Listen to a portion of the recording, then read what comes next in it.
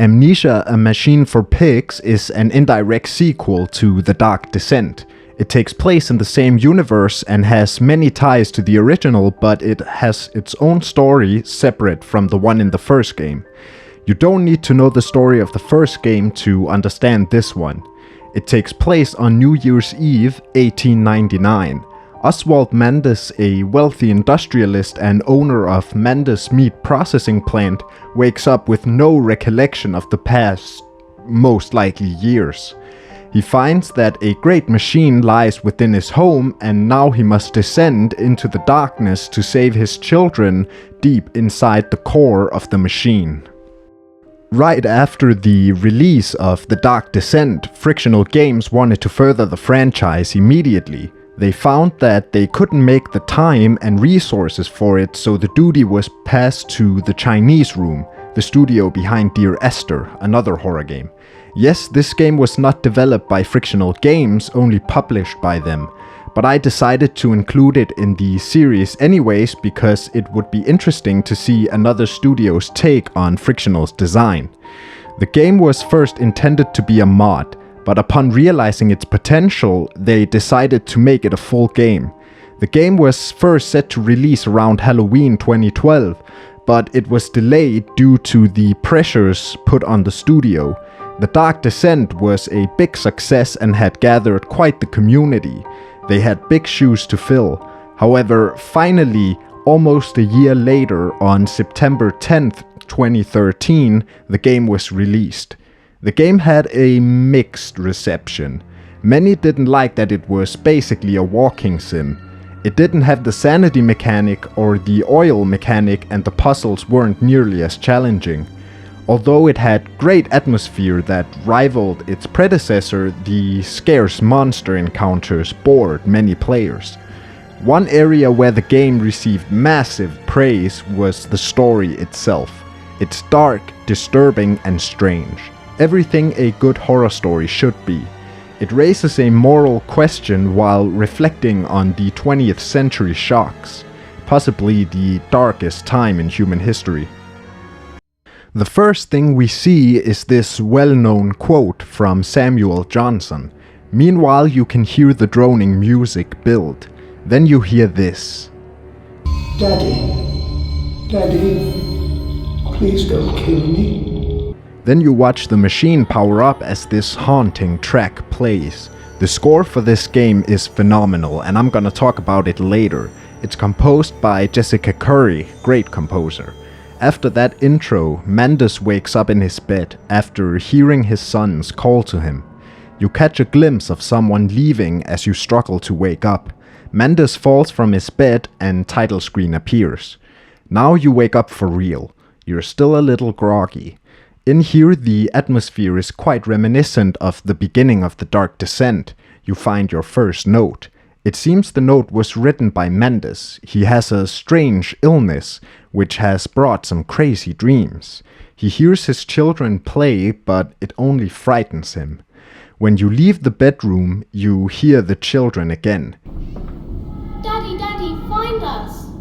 This is also where the game separates from the original stylistically. The original had the whole mysterious castle thing, and here we get some gothic manor type stuff. You have a journal in this game as well. Mendes will not only write about observations, but he will also write about how the environment makes him feel. Here he describes the quiet, empty house as a tomb. He also writes that he's gonna answer his children's call. When you enter this room, you get a flashback. We hear that Mendes' wife, Lilibeth, died during the birth of their twin sons, Edwin and Enoch, who are also the kids we're trying to find right now. When you walk up these stairs, the kids call again. The lights flicker, which will be important later, and this ball falls down the stairs. When you get to the top, you begin to hear strange noises, but it's hard to pinpoint what exactly it is. The only thing you can make out is kids laughing in the attic. It was where they slept when they were little. You find a lantern in the attic. You also catch a glimpse of the children. The lantern has unlimited power and there is no inventory in this game. There also isn't a sanity mechanic. This gives the player the ability to focus on the story more, but it also takes away this feeling of the environment itself being hostile. After getting used to the atmosphere, it loses its impact. You find this note from the twins where they speak of how busy Mendes is and that they heard a pig snuffling around the backyard. Speaking of atmosphere, the attic has an incredible atmosphere. There is the ever-present gloom, but also some comfort in the memories that the place brings. You know, Mendes being a new father and that. The design portrays the fading memories of Mendes exceptionally well here. The audio does a great job as well. You can make out the distorted cries of babies while snooping around this room with two cribs. You find another note. Here Mendes talks of a trip that he took with his kids, calling it a great adventure. They're after some stones. Their guide, however, was riddled with some kind of disease. After that, you get to this great hall, and at the bottom of the stairs you can find a phonograph. When turning it on, you hear a conversation between Mendes and the professor. The professor was sent to check on Mendes because a ministry had concerns about his recent behavior. When you walk further, you hear the machine for the first time.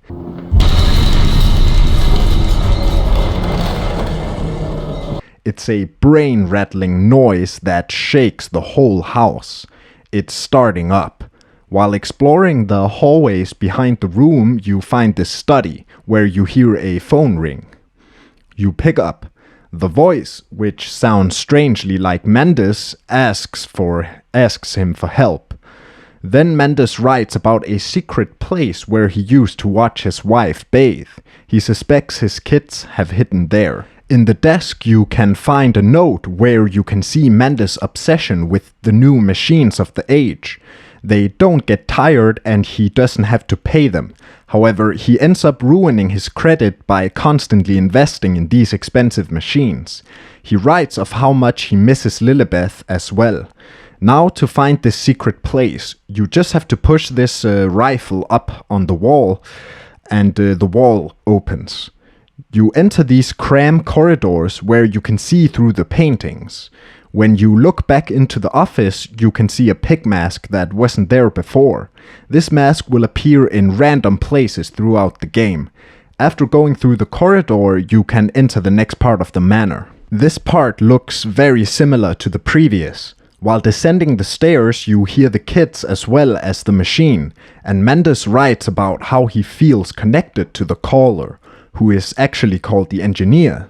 He also writes that he has to find an entrance to the machine below. Shortly after, you find another phonograph. Here we hear that the trip Mendes speaks of was to Mexico. It seems that he has gotten sick while over there. He has still managed to build a great factory despite this. The professor seems impressed by it, and Mendes offers him a drink. Shortly after that, you enter this hallway where the engineer calls again. He says that the children are trapped deep in the machine and the whole thing is destroyed. Then we get the objectives that we will follow for the rest of the game. We have to restore the power, drain the flooding, and restart the engines. Then we can save the children. For this first part, you gotta get back into these corridors in the walls where you can find these valves. By turning them, you can open and close these gates outside. This will give you a way into the factory itself. In this next section, interesting things do happen, however. You see the main enemy of the game for the first time, the man-pig. They're these short little pigmen that have almost eerily cartoonish way of moving. We also learn something important about them. They seem to have an effect on lights. This means that the lantern and the lights on the walls will flicker when they are near. Here, however, they are not a threat yet. You also find a note where Mendes writes about his upcoming visit from the professor. He suspects that the professor is there to spy on him rather than check on him. He mocks the professor and questions whether he can handle seeing the machine he's been working on. We hear of a saboteur that's supposedly trying to prevent you from getting to your kids. You also get jump scared. After turning both valves, you hear the scratching on this door, and when you try to open it, it gets slammed shut. Very scary stuff. Then you can make your way in. Here you get a flashback where Mendes says he will cry for he will have none. Right behind this door, you find the entrance to the factory. Now you gotta go deeper into the complex. First, you gotta cross this lorry parking spot, and then you can descend down these stairs. Before entering, however, you hear the kid speaking of a stone egg. If you've played the first game, you already know what that is. To get through the next door, you have to lower this barrel path, and you can get to the mechanism. Mendes suspects that it's the doing of the saboteur. When you get to the next gate, the machine gets even more aggressive in its sound. While looking for a new fuse, you begin to hear the pigs everywhere. I never saw one, and I'm not sure whether they're actually there or if it's just the game fucking with you. After opening the next gate, you're able to descend down this broken catwalk. Down here, you get a flashback where Mendes tries to keep something out of Edwin's eye and yells at them for playing in the cellar. There's also a phonograph here. The professor is deeply impressed with the machine that Mendes has built. Mendes says that it's grief that gave him the focus to build it. Then you enter a decontamination chamber.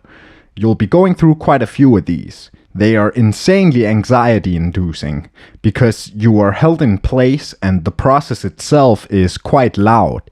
The only comfort is that the rooms are sealed by heavy hydraulic doors. On the other side, you can enter a new part of the factory. As soon as you enter, the engineer calls again. He once again gives a very cryptic statement where he asks to be unshackled, so he can share a vision with Mendes. Mendes then writes about how there is so much evidence for a larger workforce, but there is no one in sight. He comes to the conclusion that it's a facade to hide something.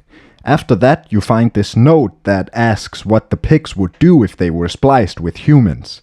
It concludes that pigs and humans are quite similar in a lot of ways, as the pigs will happily accept the god that has been given to them. In this room, a gramophone is playing some creepy opera music. Other than that, it's pretty damn quiet. No ambience.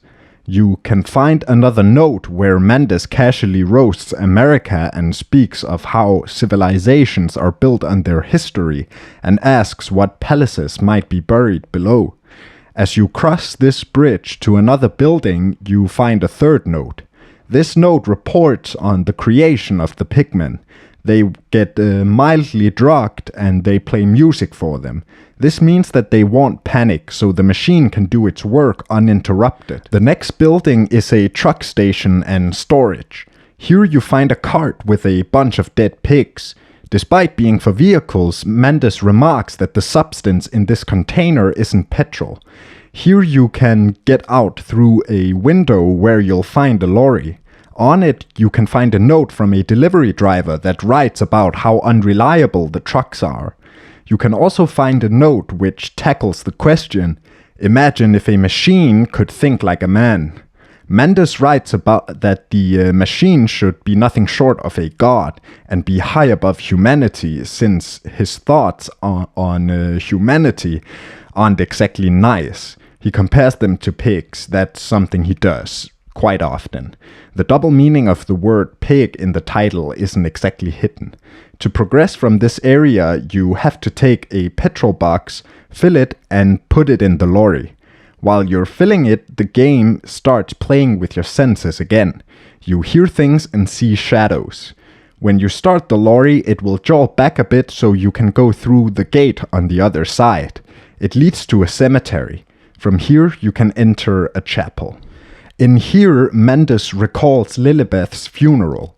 He states that he hated God in that moment and was gonna make a better one. Then he calls himself a fool for ever having that idea. When you go upstairs, you find another phonograph where Mendes basically says the same thing, but back then he still believed in it. In another room, we find a note from a priest. He praises Mendes for the charity that he provides and says he has changed since Mexico. The chapel itself is really quiet. All you hear is the wind outside. Then you enter the main hall and the organ starts up. The game suspends you in this moment of sonic bliss as you approach the altar.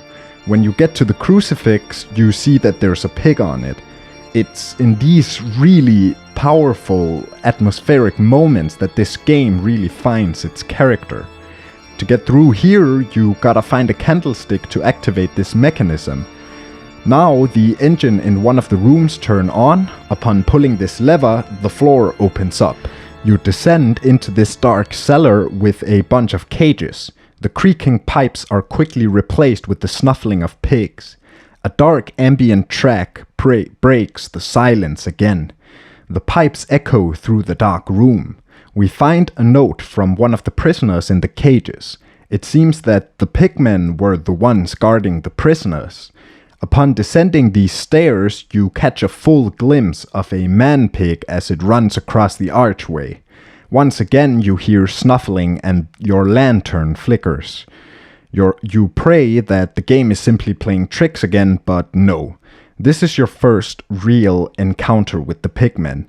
Thankfully there is only one here, but these things are pretty creepy. From the noises they make to how they move. After getting past this one, you get to another part of the complex. Once again, it's silent. You go through this secret passage where you get out to another loading station. Once you leave there, you see it. Mendes Co. Meat Processing Factory. This really beautiful, melancholic piece plays. It almost brings a feeling of hopelessness even though we are making progress. Mendes is shaken by the previous encounters but is relieved at the sight of the main factory. Now we go clear the flooding. Inside it almost gives a steampunk vibe, like not just in an industrial but straight up steampunk. You have these graphs on the wall that highlight where you are in the factory. In here you'll find another phonograph. Mendes talks about delivering the less fortunate to paradise now with a small sacrifice, probably their lives. From the entrance you can go straight to the piston rooms. On the other side you can find this note which details the workings of the machine. The engineer calls again. He says he's been compromised and you should be wary of the pigmen who populate the building much more now. He tells you that you need to go beneath the pistons and that Mendes will understand everything when he meets the saboteur. When you begin your descent to the pistons, you hear the pigmen squeal through the compound again.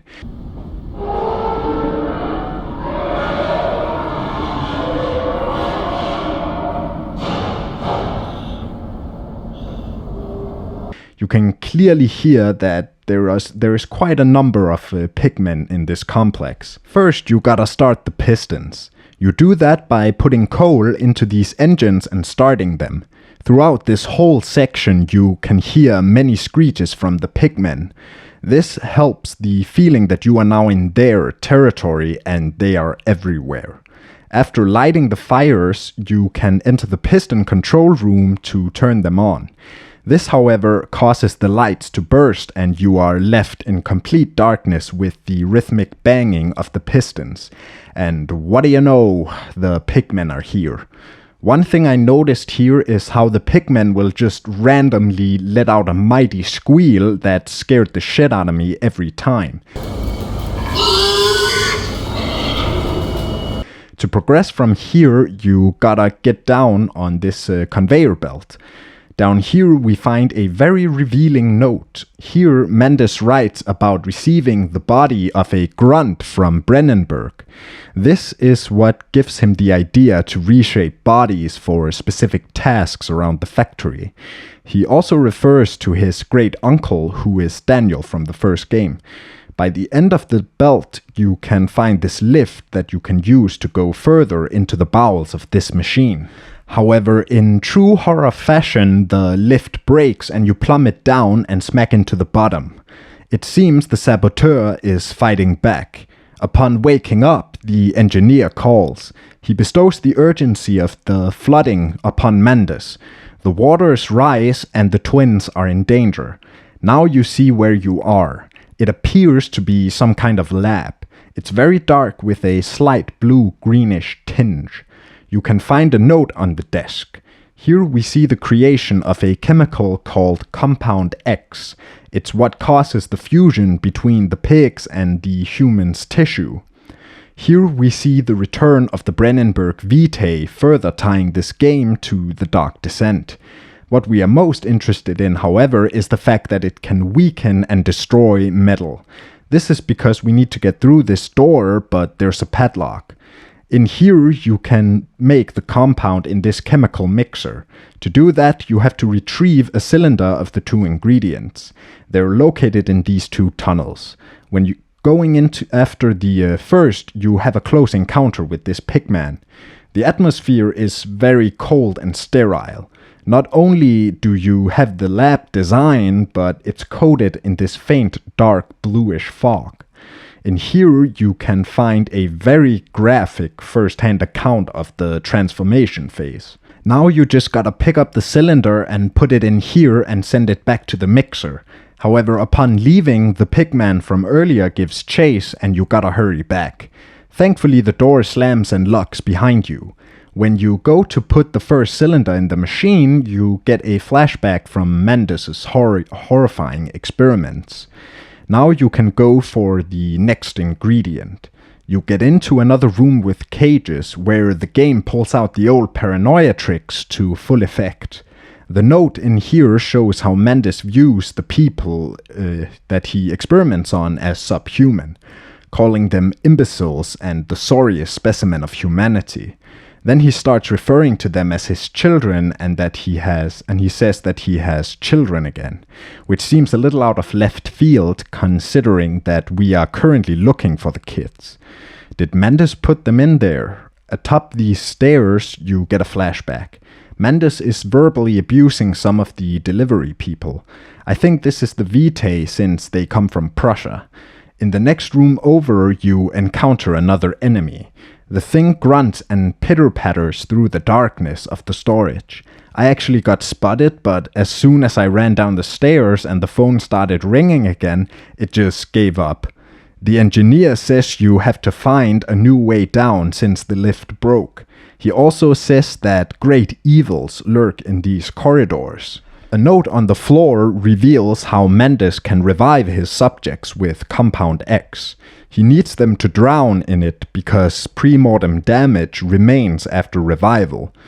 You get the cylinder back and you can make some Compound X. You can break it over the padlock and use the light to break it.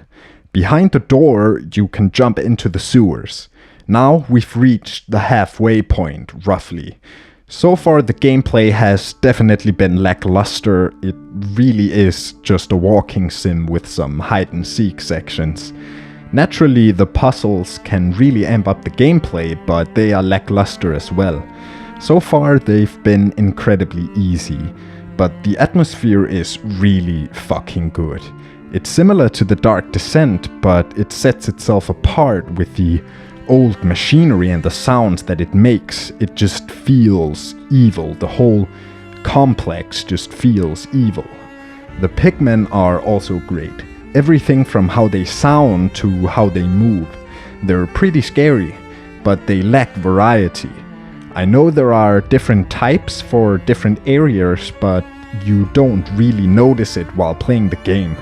The Dark Descent's monsters were unique and had great presence. The story is probably the main drive you're gonna have while playing this game. It's really absurd, and we'll get more into that in the end. Right now, we gotta keep going. Upon venturing into the sewers, you get a flashback of Mendes talking to someone about the placement of the sewers. To progress, you gotta get rid of the flooding. You do that by opening the floodgates. Here we are introduced to a new monster, the water monster, but this time it has shock powers. You can find a note where we hear of some of the older results. They seem to be able to teleport between worlds. After opening the first gate, the engineer calls. He tells you to hurry so you can make your way down to the bilge pumps. After doing that, the children say that you're getting very close now. You go through another decontamination chamber so you can get to the bilge pumps and clear the way to the core of the machine. On the other side, you find a whole nest of pigmen. Luckily, they don't notice you. There is almost a certain dark beauty in this moment. The music combined with the sight of the pigmen eating and playing. They almost behave like children. If you go further, you can find their rooms. They live behind these heavy iron doors in these cells. You can peek in and see what they're doing. One is playing with letter blocks. Here it becomes clear that the humans that were used to make the pigmen were predominantly children. Again, there's some weird beauty with this moment. They're just playing and passing the time. And knowing what was done to them and what they've become fills you with hopelessness, both for them and for yourself. At the end, you go into these pipes. In basically all the games covered in this series so far, we've had a claustrophobia section. However, here it's really stylized for the setting, being a steam pipe and all. You feel the machine rattle and you can hear the pigmen squeal. It really sounds like you're climbing straight into a nest of them. When you get out, you can enter the next area. Listening to the phonograph, you can hear Mendes talk of humanity's damnation and that he's going to stop it before it happens. Mendes has also rebuilt something that he saw in Mexico. Further in, you'll reach the bilge pumps. Here we can once and for all stop the saboteurs' efforts. Oh, and the water monster is back. Here we get a flashback where Mendes speaks of a temple. This is the thing that he rebuilt at the machine's core. Even here, he hears his children ask to be freed. After turning on the first pump, the door to the next one opens. While making your way through the area, the catwalk breaks and you have to run from the electric water monster. But you make it back up. By the next pump, you gotta fix it first. Now that the bilge pumps have lowered the water level, you can enter another decontamination room. Now you enter the last part of the machine. Hopefully we'll find the kids in here. We're immediately met with a contrast from the previous area. We've spent so long moving through metal halls and walkways that the wooden structures in here really takes your attention. While descending down these stairs, Mendes writes about his love for his kids. He basically writes that he would destroy the world to protect them, which is important later. He hopes to find them soon. Later, the engineer begins speaking to you through the PA system. He says that it is him that Mendes brought back from Mexico to recraft the servants.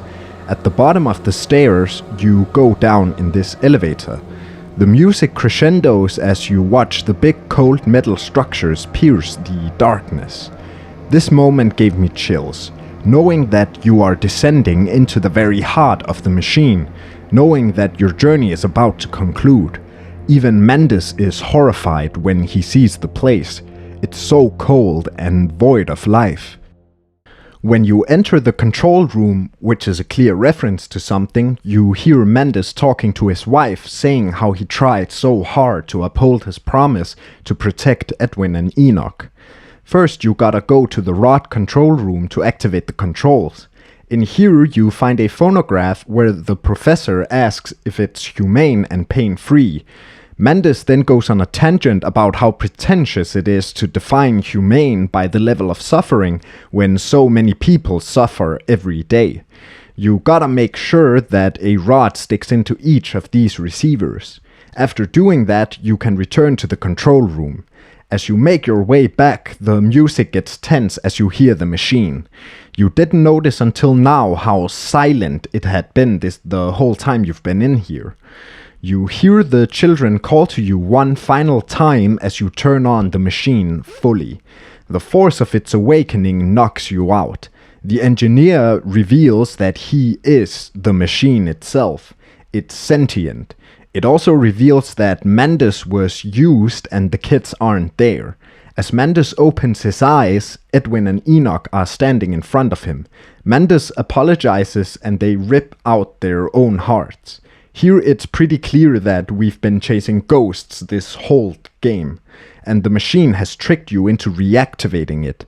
The kids have been dead this whole time. Mantis passes out and you wake up to a whisper. You're back in the other room. We hear Mantis speak about how human civilization is inherently evil and he's going to destroy it. He takes the orb and says goodbye to the kids. It's clear that not only are the children dead, but Mantis himself killed them both in Mexico. Then we find a note from Mantis 2 days before the game. Here he asks if he can be redeemed after the horrible monster he's become. This note also reveals that Mantis was the saboteur. He tried to destroy the machine just before waking up in the beginning of the game. Mantis is horrified at this revelation, hopefully trying to convince himself that he isn't responsible for this, and he tries to remember. After realizing that it was all hopeless, the game brings this oppressive atmosphere, not in like a scary way, but a cold, soulless way. Mantis, still in denial, once again asks for his kids. The machine tries to hammer in the answer that Mantis already knows. Back in the control room, you find this note that reveals that children were not only used to make the pigs, but as fodder for them as well. Now you begin to sabotage the machine again. You rip out fuses and turn handles as the machine taunts you. You hear Mantis trying to justify his actions, but the present Mantis doesn't remember and starts denying his actions. Right here, I'm beginning to sense a Dr. Jekyll and Mr. Hyde situation. Along this corridor, you begin to hear some mechanical screeching as Mantis passes out. When you come to, you're in a different part of the factory, and there's a note in front of you. This note is pretty cryptic like most in the game, but it does fully confirm that Mantis killed his children. In this area, you need to break the steam pipe so you can get up this ladder. This section is the most stressful in the game. The pigs slowly begin patrolling around the room as you try to navigate this dark room and filter out all the mechanical noise. The machine begins to shake more and more as the pressure releases. Now you gotta hurry through the steam pipes before the pressure returns. When you make it out the other side, the machine begins speaking again. Mantis will try to stop the machine, but the machine has released the pigmen to butcher everyone in London. You ride up this elevator. The elevator takes you back up to the surface. Now you have a really cool but also a little weird segment. You walk through the streets of London where you see the pigmen wreak havoc on the streets. They kill anyone on sight. They don't attack you though. Meanwhile, the machine screams of victory as the pigmen run wild. It will redeem humanity. Where to me it gets a little strange is when you look at the bigger picture. Is this how he planned to end humanity? I don't see how this massacre can end or trigger something that will end humanity. Anyways, like I said, you aren't in any danger until the very end, where one chases you through these alleys. You make it behind this gate and the chaser moves on. The part is now over. Mantis reckons that the pigs used hidden pathways from the machine to the streets. You must find one of them and return to the heart of the machine. You find a lift that takes you down far enough. Your only goal now is to destroy it. Here you find some compound X, which is the light-sensitive death chemical Mantis made. You must charge it with light and flood the room with that, and not just water this time. After managing that, the pigmen in the area all die. Now you gotta jump these boxes to get to the rod controls. Here you overload the mechanism which causes it to collapse. Mantis begins threatening the machine, showing that he's more sure of himself in what he has to do. When you've done that, you can descend further. We find a note that explains how Mantis sacrificed his children in the Mexican temple. Why exactly, we don't know yet. Walking down the stairs, the atmosphere begins to shine again. The game's theme echoes as you take in the gloomy environment. You are also close now. Here you get an interesting flashback. Mantis is going to the nursery. He watches the sunset and compares himself to two Aztec gods that each represents a union between earth and sky, the jaguar and the feathered serpent. That is immediately followed by another conversation between the professor and Mantis. It seems that Mantis tricked him into being consumed by the machine.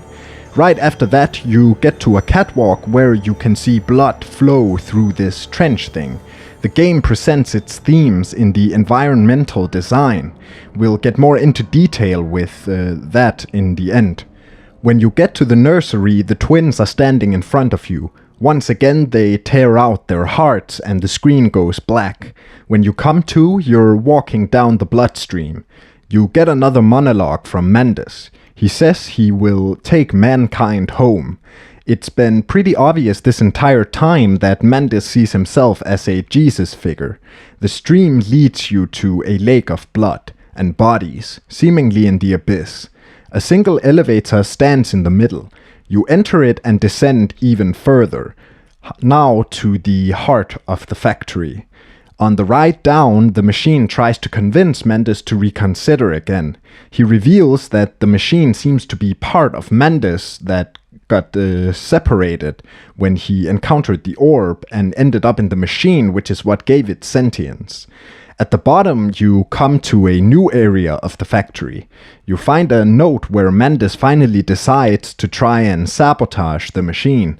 As you begin making your way through these halls, you encounter the final enemy, the Tesla. This thing is pretty fucking scary. It's an electric pigman that has the ability to teleport between worlds. It uses light as an energy source. You don't meet it properly until you get to this open room. Here you have to reactivate the lights while avoiding the electric pigman. When the pig teleports, it seems to appear in random spots. After reactivating the lights, you are temporarily safe and you can continue. Right after, you get a pretty emotional scene where Mantis finally accepts everything that has happened. You walk through the dark machine as a haunting track plays. Right after, the machine speaks again. It reveals why Mantis did what he did. In Mexico, in that temple, he saw the 20th century. He saw world wars, nuclear bombs, genocide, plague, and many more horrors. He even saw his own children die in the Battle of the Somme in World War I. He wanted to save mankind from a nightmare of its own creation. That's why he did this. Suddenly you get teleported to this hallway where you face off against the Tesla once more.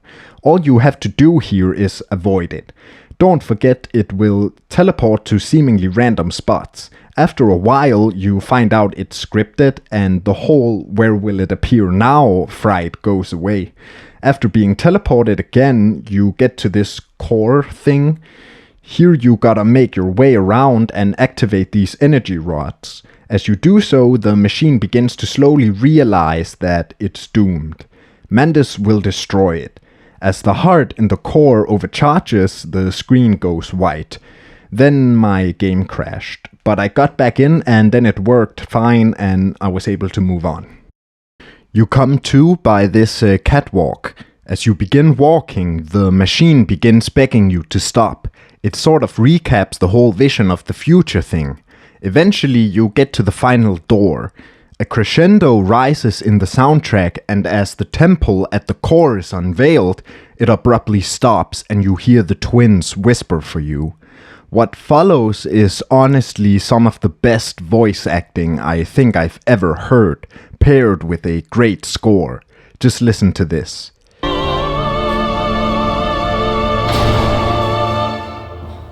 Daddy.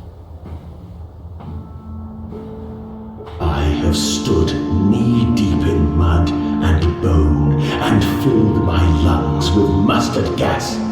I have seen 2 brothers fall. I have lain with holy wars and copulated with the autumnal fallout. I have dug trenches for the refugees. I have murdered dissidents where the ground never thaws and starved the masses into faith. Not only is it a very well-written monologue mentioning the various 20th century shocks, but Mark Roper, who plays the machine, does such an excellent job at portraying the machine's desperation and trauma, while maintaining an almost cartoonish quality. The voice acting has been pretty good but nothing remarkable so far, but this moment just stands out. Approaching that temple to that song while hearing the machine was one of the moments that were still very clear in my head ever since I played for the first time back in 2014 roughly. Mandes walks into the temple and sacrifices himself to stop the machine. In Mandes' final moments, he hears the pigmen sing and slowly fade. He lays motionless watching the machine die. Just before Mandes passes fully, he hears the fireworks go off on the surface, marking the beginning of a century full of horrors mankind has never seen before. The game ends. Despite its faults, I actually enjoyed revisiting this game, but like I said in the very beginning, it completely fails to live up to the Dark Descent in the technical aspects. Gameplay-wise, it's basically a walking sim with ridiculously easy puzzles. The pigmen were great though, but I barely noticed that there's supposedly multiple types of them, excluding the electric pig. It borrows the flow from the previous game with the whole descending deeper into the complex thing. However, it adds its own twists and turns, like how you're trying to restart the machine the entire game only to find out that you were tricked, where you return to the surface and watch chaos reign. Overall, it feels very much like a simpler version of the Dark Descent. However, where the game sets itself apart and begins to rival the Dark Descent is in the atmosphere. They did incredibly well at that front. The whole industrial setting really complements how it's all presented. The deeper you go into the machine, the more alien everything becomes. The colder and lonelier it feels. The themes also come through in the environment. I want to bring you back to where we walk through this conveyor belt trench with blood. This machine runs on human sacrifice, and you can say that the metaphorical war machine does as well. That image of blood running through the factory represents industrial warfare in such a simple yet creative and horrifying way. Industrial warfare played a big role in the horrors of the 20th century, also in the fate of Edwin and Enoch. The story here, however, has the Dark Descent completely beat. Like, it's not even close. This story is dark, bizarre, and tackles some pretty heavy themes, like is it right to play God even if it is to prevent tragedy? Is there really such a thing as a necessary evil? It also doesn't shy away from the complete brutality of the previous century. Like the previous game, the story basically happened before the game and you get it through notes and flashbacks. You play as Oswald Mandes. He is a wealthy industrialist that owns a meat processing plant in London. He has a set of twins named Edwin and Enoch, and his wife, Lilibeth, died due to complications at childbirth. Mandes never got over the death of his wife, but he loves his children very much. To deal with the grief, he focuses on work.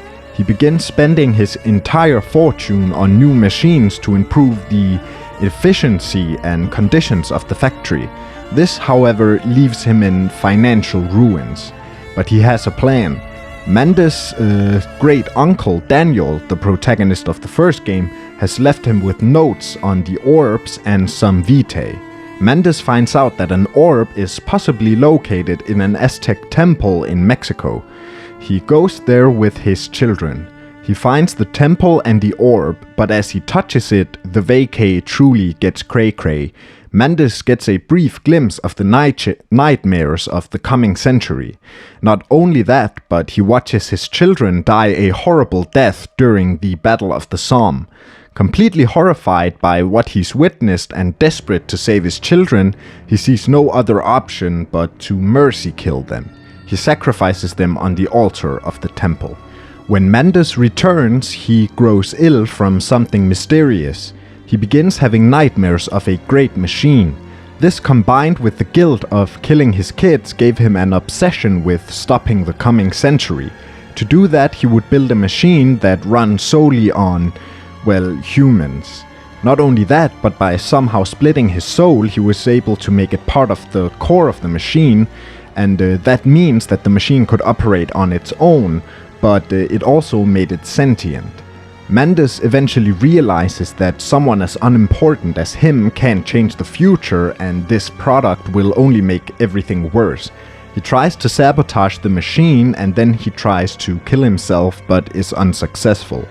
After that, he wakes up with amnesia and the game plays out.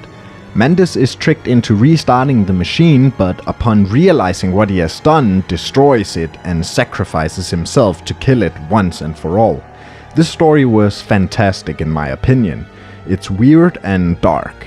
A thing I wanna mention before I'm done is no custom stories.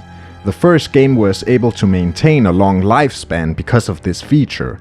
A Machine for Pigs doesn't have it, so apart from the occasional revisit, you're not gonna spend a long time with it. But that is all for today. Goodbye.